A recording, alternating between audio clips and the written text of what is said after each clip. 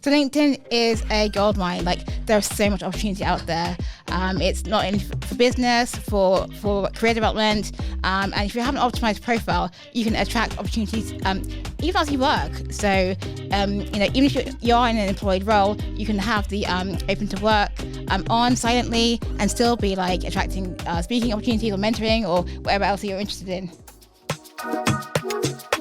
Only if you're ready. Let's go.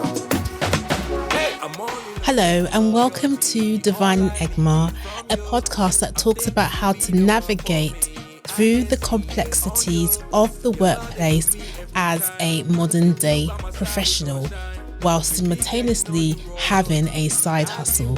We appreciate all of our audience members for taking some time out of their day to tune into another episode and look forward to providing you all with some value through our show today. My name is Sarah and I will be the host for this podcast. This podcast will be available on all platforms where you can find podcasts, including Spotify, Amazon, Apple Podcasts, and we're also on YouTube. Now, before we dive in, I have a small favor to ask. Creating this podcast takes a lot of time and energy, and every bit of support helps me keep it going and growing. If you're enjoying the show, 5-star rate, comment on Apple Podcasts or Spotify can make a significant difference in helping new listeners discover us. Your support is invaluable in our growth journey. And if you're also watching on YouTube, hit the subscribe button and tap the bell so you never miss an episode. Want to show your appreciation more? You can even buy me a coffee through Buy Me a Coffee page. It's a simple way to support the show directly and helps cover production costs. Together, we can build an incredible community for ambitious professionals like you. Thank you for your support. It means more than you know. Now, let's get started. Okay, thank you so much for coming to Divine Enigma. It's been difficult. I haven't always had hiccups, but we'll try and make this as relaxing as possible for this podcast episode. And you wanted to come on my podcast to discuss about how to optimize your LinkedIn.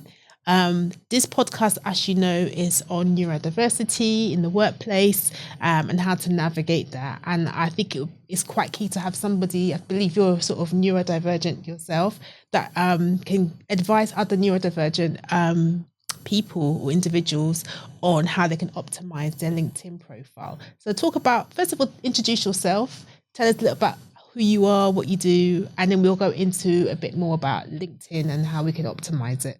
Brilliant. Thank you so much for the warm welcome, Sarah. I really appreciate that. So I am Ekua and I am a LinkedIn and career coach. I came into LinkedIn coaching about 2 months ago, but I've actually been on LinkedIn for like 4.5 years, like using it day in, day out. I'm neurodivergent, so I have dyslexia and dyscalculia.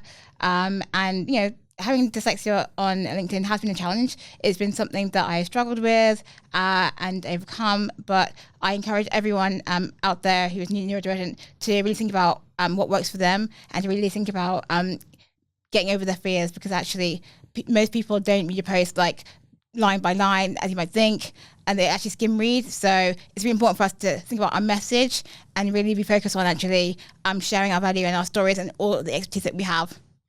Okay, so why LinkedIn and why is LinkedIn so important? Because I know a lot of people are quite scared of using LinkedIn. So LinkedIn is a goldmine. Like, there's so much opportunity out there. It's not only for business, for career development, and if you have an optimized profile, you can attract opportunities even as you work. So even if you are in an employed role, you can have the open to work on silently and still be like attracting speaking opportunities or mentoring or whatever else you're interested in. Okay, so you mentioned about the top non-negotiable elements that everyone should have on a LinkedIn profile. What are those non-negotiables, and explain why they're important? Okay, so there are 5 key areas. One's the profile photo, so having a nice profile photo that makes you look confident and you feel represented. The second is having a strong headline that includes clearly like what your job title is, but also any other kind of... Don't worry, that's just okay. We want to be natural in this podcast, so carry on. Okay, yes. fine. Any other kinds of positions that you want to kind of like attract people to or let them know about? As I said, open to work, so you can have that on silently. You don't have to have the green ring around your face. If you have that on silently, recruiters and other people who are interested can get in touch with you. Having a custom link. So custom link is quite important and quite niche. So that is basically, you could have your name Sarah or my name Ekua as your link. But if you are more creative, you could have something that is related to your work or related to your business. And that's like a really nice way to advertise what you do before they even like look at your profile. And the final thing is having a really nice custom banner. Okay. I know that we have the whole thing about personal branding and we've got to brand ourselves and things like that. But what I'm finding is some neurodivergent or even people just generally might find that you're bragging or you're self-promoting yourself or it's just a bit too much. How do you kind of encourage people to embrace that whole idea of personal branding? Because sometimes I find it quite, I don't know how to say this, but like cringy sometimes, yeah. So I really think that's about us embracing like who we are as people and embracing that what you've done is a fact. It's a win. It's something that you're proud of. And actually, if you don't speak to it, then you can't expect others to. And actually, you're your best advocate. So actually, you're not doing yourself any favors if you don't actually just state the facts and say how great you are, because you are great. Everyone out there, by the way. Could have said it. And what about people who already have a LinkedIn? What could they do to kind of make their profile, good, from a good profile to like a great profile in terms of attracting opportunities? Because I know there's some people they might say, oh, well, I'm on LinkedIn, but I'm not getting much traction. What can I do to make it a lot better?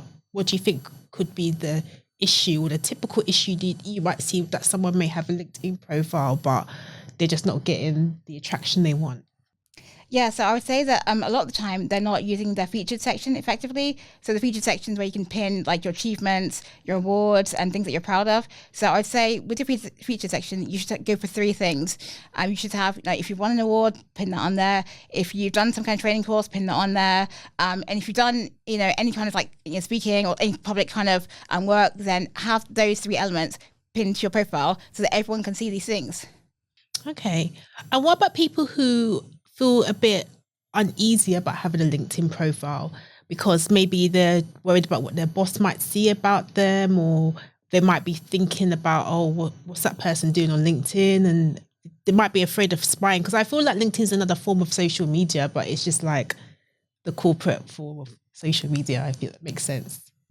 Yeah, so I think with that aspect, you have to decide how you want to approach LinkedIn, and also depending on your work circumstances. So you can decide to be an employee, work on an employee ambassador. That's someone who's actually like going, if they're proud of the company, they're talking about the company, they're kind of embracing it and doing all that stuff.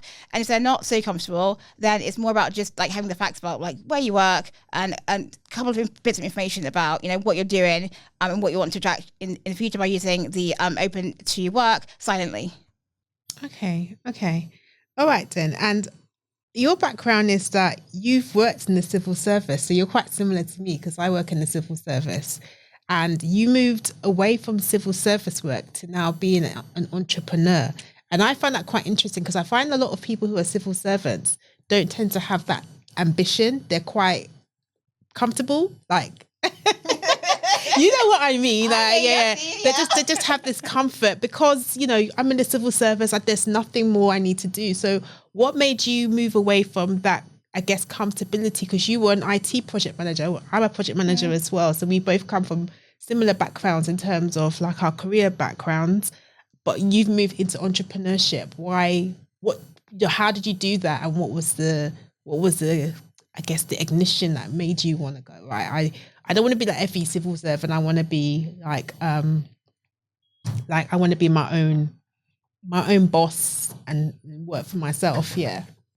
So one of the drivers that made me want to explore entrepreneurship was actually like the number of private sector like contractors I saw in the civil service that were like basically getting promoted before I was. So before I even became an entrepreneur, I became a contractor. And then after that, I was like, actually, I want to just leave the whole system and become an entrepreneur. And that's what prompted me, because I was like, I was grafting hard, doing all the stuff, but people at all levels were coming in as contractors and still getting paid more than me, when I was like, this is just not right. So that drove me, basically. And you thought like, no, this is not it anymore. This is not it. This is not it. No, I get that. I work for the civil service, but I feel like I need to come out of it slowly, because I'm still in that weird place where the comfort is comforting, but I don't want to feel too comfortable. I want to be a little bit uncomfortable, because I feel that when you're in that discomfort, you're more ambitious to do better for yourself, rather than just, I guess, level or like kind of crutching onto your role, if that makes sense. So I'm kind of half and half, but I feel like it helps me where I am right now. There was something I wanted to ask you in regards to neurodiversity, and you're an advocate for neurodiversity on your LinkedIn. I've seen. Do you feel that is something that people should embrace on LinkedIn more, or should they shy away from that? Because in some places, many organizations do champion neurodiversity, but others are more like, there's a kind of stigma around it. What are your kind of views on that? Because I champion neurodiversity. I'm very proud to be neurodivergent. And funny enough, obviously, before this podcast came, this is a typical neurodivergent thing. We have this thing called time blindness, and that's why I was really chilled out about the fact you came late, but I was just calling you to find where you were. But like, we have this thing called time blindness, because I have ADHD and I also have dyslexia, and we think that we're supposed to be at a place at a particular time, but we don't realize that we haven't actually measured our times correctly. And we end up so Ekua came late, but you know what? You're forgiven. It's okay. It's okay. She came late to this podcast, but the fact that she's coming up with gems just shows the ADHD in her, yeah. That she just coming up with information without even thinking about it too much. And that just goes to show that this is why sometimes people might look at a neurodiverse condition and see it as, oh, this person's an inconvenience. But actually, when the value and the gems that the person comes out with, it can be an amazing asset to an organization and company. And that's just a perfect example of that. So we've got to learn to embrace. So for me, I embraced my neurodiverse condition, and I've got to learn to embrace neurodiversity, because yes, people come with negatives, but there also is positive to that. And yeah, I want you to kind of talk on that. Yeah. So for me, it's like a triple-edged sword. So it's not a one-size-fits-all with this situation here. So like, I obviously want everyone to be in an organization where it's safe and it's welcoming, and they are set up and have the resources and the support in place to do so. But sadly, we know that actually there's still, in some organizations, it's not all there. So I think you really have to be like discerning about your own particular organization and where you are now, and decide like, are the people in my organization like really truly like in line with supporting diversity? If that's a yes, great. If they're not, then protect yourself. Don't unnecessarily harm yourself. I would say instead, if you're in a place where you're like it's not safe, join communities. Be in community and get that support, but don't seek it from work, because it's clearly harmful. Don't do that, folks. No, I love that. I wanted to ask you one more question. And what one piece of advice would you give your younger self, actually, when it comes to building confidence in your career? So think about yourself, okay, like, I guess 10 years ago, and you're talking to that person, Ekua, younger Ekua. Yeah. We're winding up, but younger Ekua. Tell us what you'll tell your younger self. I would say that your voice really does matter. Don't be the silent person, because that's been a real struggle. Being Black, neurodivergent, left-handed, all the rest of it. There's been like a real tendency just to want to hide and just to not want to be seen, but that never does you any favors. I would say use your voice, grow that muscle, practice, role play, do what you have to do, but speak up. Okay, Ekua, how can we find you? Obviously on LinkedIn.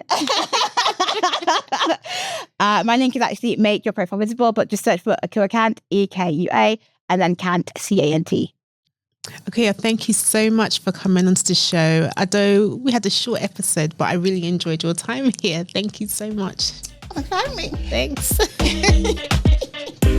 I just want to let our audience members know about the 6-week coaching program that I'll be offering for people who are neurodivergent and who want to improve their career prospects in general, or those who want to get into project management. You can also be non-neurodivergent too. I mentioned this earlier in previous episodes, but I want to make the time to offer it up to those looking for help in those areas in their life, as it's a great way to learn new skills to help you advance in your career.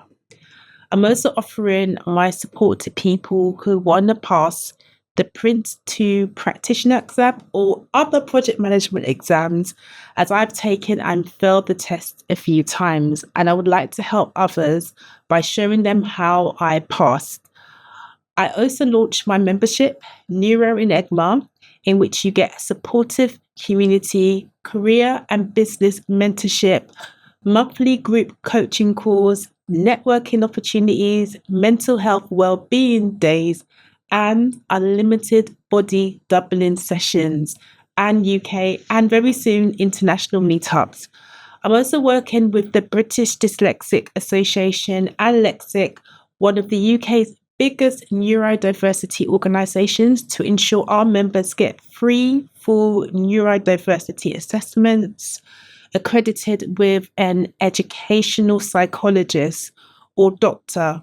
So if this sounds like you're interested to learn more, please reach out to me directly to talk more about the membership.